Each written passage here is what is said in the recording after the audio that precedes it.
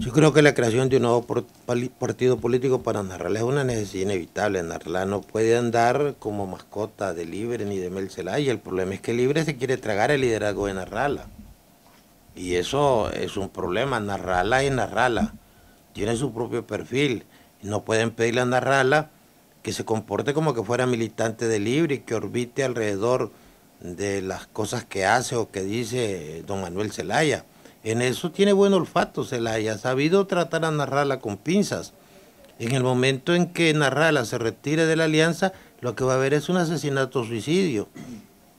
Va a terminar Libre y va a terminar Narrala, pero pensar por algunos fundamentalistas de Libre que Narrala va a ser absorbido, va a ser digerido por Libre es pensar en el absurdo. Yo creo que se han hecho análisis muy superficiales de la personalidad de Narrala.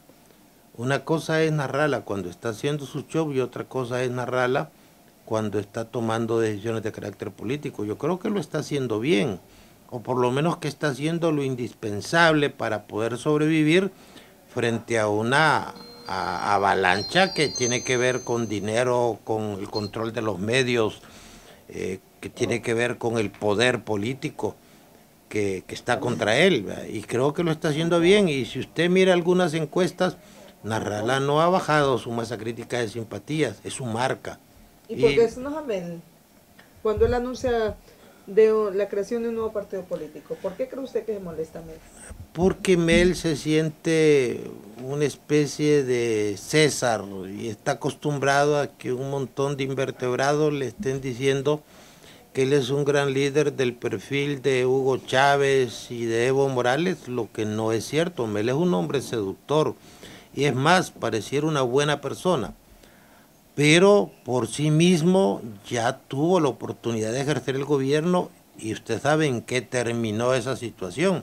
Esas ambivalencias de Narrala, yo creo que don Manuel Zelaya no es el más indicado para señalárselas. Si yo estaba en el Estado Mayor de las Fuerzas Armadas cuando reportaron que el presidente Zelaya ya había desistido del proyecto de la cuarta urna y pocos minutos después cambió de opinión. Y esto lo conoce todo el mundo. Entonces, si de ambivalencias vamos a hablar, si de rectificaciones y de cambios de opinión vamos a hablar, yo creo que todos estamos en alguna medida vulnerables a ese fenómeno. Lo que no debe hacer Libre es pensar que Narrala se va a comportar como un militante de Libre. Es una alianza y cada quien coincide en algunos puntos y en otros difiere. Lamentablemente, el presidente Zelaya es un hombre con olfato. Probablemente no tenga toda la información, pero olfato al peligro sí tiene y sabe que sin Narrala no va a poder construir ningún proyecto político que represente una posibilidad real de triunfar electoralmente. Yo creo que es correcto. Yo creo que las elecciones pasadas ya consolidaron el gobierno de Juan Orlando Hernández. Yo creo que eso del diálogo sirvió para que el gobierno echara raíces. Muy difícil que la alianza opositora vaya a votar el gobierno de Hernández. Entonces tiene que ir pensando en el proceso electoral próximo. Y en eso sí tiene razón Zelaya, hay que ir trabajando en el fortalecimiento de una organización, de una mesa opositora, buscar aliados estratégicos, organizar mejor el partido o la alianza, fortalecerlo económicamente, crear todo un arsenal propositivo y después pensar en quién va a ser el candidato. Yo no le podría decir quién va a ser el candidato de la alianza. ¿Quién no debería ser? Sí le podría decir, porque si el presidente Zelaya lanza su candidatura y el ingeniero Narrala lanza su candidatura, el Partido Nacional va a volver a barrer y a trapear con ellos. ¿Y de ellos dos quién debe ser el candidato? ¿De Salvador Narrala y de Manuel Zelaya Rosales quién debería ser el candidato de la alianza? Para mí, por la conveniencia del país, debería ser un candidato moderado y en este caso tendría que ser Narrala, generando los espacios de participación política al presidente Zelaya y a su gente. Pero ya vimos a Manuel Zelaya en el gobierno y con todo que tenemos muy mala memoria, el gobierno de Zelaya en muchos aspectos es recordado negativamente.